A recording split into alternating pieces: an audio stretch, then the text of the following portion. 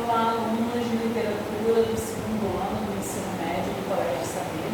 Nós estamos hoje aqui para a aula 2, segunda parte. Nós começamos na outra aula a poesia romântica. Eu passei com um texto histórico, alguns comentários.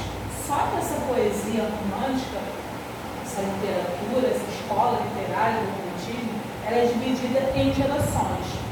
Como ela é muito extensa, eu trouxe hoje 2 gerações e vai ter ainda a terceira parte, que eu vou trazer a outra geração, a terceira. Vamos lá. A primeira geração romântica, a primeira geração do romantismo, é a primeira geração nacionalista, do nacionalismo, do indianismo.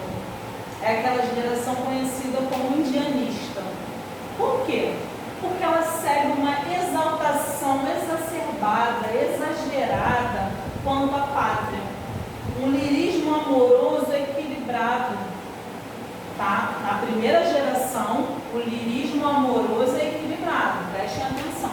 Religiosidade. Como que vai ser essa religiosidade? Trata com profundidade. Então, questões religiosas, sacras, são tratadas com teor profundo, mais profundidade sobre a questão religiosa. Um dos autores mais importantes dessa fase, dessa primeira geração indianista, nacionalista, é Gonçalves Dias. Por quê? Pelo poema Canção do Exílio. Esse poema, ele traz termos, palavras que fazem essa exaltação máxima, como o pássaro, né, sabiá e palmeiras. Essa exaltação, ela segue influências da Europa. Por quê? Porque esses autores, eles estão na Europa. Então, eles estão sentindo saudades da pátria. Eles estão exaltando a pátria. Eles estão cansados de estar lá. Eles estão sentindo saudade da pátria. Mito do bom selvagem. Quem é o bom selvagem? É o índio. O índio é o bom selvagem na literatura romântica. Por quê, professor? Esse índio, ele é o nosso herói. Ele é o herói fictício, né? Criado, imaginário. Ele é real, mas ele vira o quê? Imaginário dentro das questões da poesia, da questão poética, do nacionalismo, do indianismo exagerado da primeira geração. Então, os escritores que estão lá fora, estão estudando, estão na Europa, eles vão buscar o quê? Através do índio, dessa cultura indígena, eles vão fazer o quê? Eles vão tentar representar a cultura do nosso país lá fora. Eles estão buscando uma cultura, eles estão com saudades da pátria. Então, eles vão eleger o índio como um mito do bom selvagem, como o herói deles. E eles exageram, né, nesse nacionalismo, nessa questão da pátria, desse amor à pátria. Então, os poemas relacionados a Gonçalves Dias, primeira geração romântica, vocês vão ver muito esse amor à pátria, essa exaltação à pátria. E por que indianista? Porque eles buscam no índio um herói. E o que isso está aqui, professora? Porque lá na Europa, eles tinham que buscar. Eles tinham influências. Por quê? Porque a literatura deles não começou ontem. A literatura deles já era vinda de outros séculos. Então, lá, a fase romântica deles, a poesia, eles vão buscar no romance da cavalaria. Século XII. Os trovadores, né? E nós aqui, como não temos, a nossa literatura está caminhando, está engatinhando, então eles vão buscar o quê? Esses poemas, essa poesia vai ser voltada para quê? Exaltação da pátria, com exaltar, os textos são exageradamente voltados para esse amor patriota. E também pela figura do índio, né? Tem Iracema. Contexto histórico, eu trouxe bem breve, para dar uma lembrada da outra aula. Revolução Francesa, né? Eles buscam o quê? Liberdade, igualdade, fraternidade. Eles estão buscando algo, né? Lá na França. E os autores brasileiros vão se inspirar nisso. nessa busca por algo, né? Por liberdade, eles querem uma cultura, eles estão buscando uma representatividade, eles estão buscando uma nova representação do homem. O homem não sabe de onde veio, ele busca essa identidade, essa nacionalidade dele, né? Essa representatividade. Por isso cria-se a figura do mito do bom selvagem, do herói. Vinda da família real, 1808. Família real chega ao Brasil e traz consigo uma bagagem extensa, vários navios, e trazem também que características francesas. Trazem coisas, modos, maneiras, vestimentos, cultura, né? A cultura francesa vem junto com a família real. No entanto, que eles chegam, né, e vão ficar aqui no Rio de Janeiro, né? Até acontece a história que várias famílias são retiradas de suas casas para poder ser alojado, acomodado os membros e familiares, pessoas que a família real trouxe. Então, olha só, uma cultura toda da Europa está chegando aqui, 1808. Então, ainda não se tem uma identidade nossa, mas os nossos autores já estão trabalhando o lado da saudade, exaltação à pátria e cultivando que é a figura do índio. 1822, tudo muito perto, tudo muito próximo. Independência do Brasil. Se tem uma ideia, só uma ideia, tá? Porque independência mesmo ainda não havia acontecido, tá? É só uma ideia.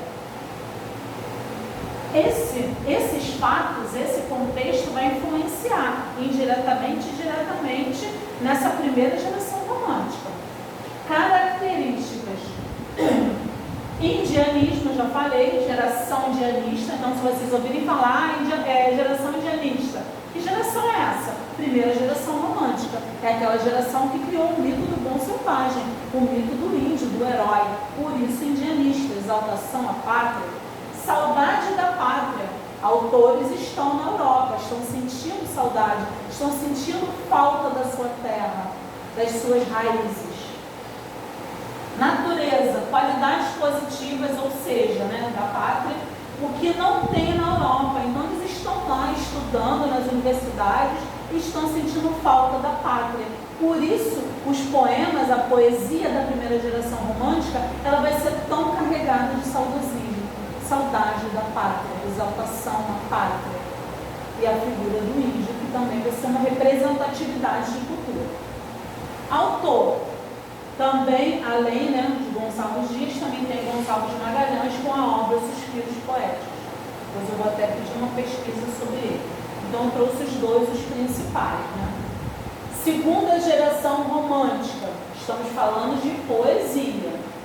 1853 a 1869. Traz uma ideia de morte. Como assim, professora? É a geração do mal do século. É a geração byroniana, Lord Byron, inglês, né? Eles buscam muito, eles fazem muita leitura sobre Lord Byron, as obras de Lord Byron, e se influenciam nisso. E uma geração ultra romântica, além do romântico, aquele romântico exagerado. Lá é um exagero, porque é uma exaltação à pátria. Aqui, não. Aqui é um exagero ao amor, ao sentimento. Lá já é diferente. O lirismo lá é equilibrado. Aqui não. O lirismo aqui vai além. É ultra romântico. Contexto histórico. Início do século XIX, acontecendo uma inadaptação social, o que levava as pessoas à depressão. Então as pessoas não estavam conseguindo se adequar à sociedade. O que estava acontecendo no momento. Por isso tudo leva ao contexto histórico. Eles não estavam se adaptando.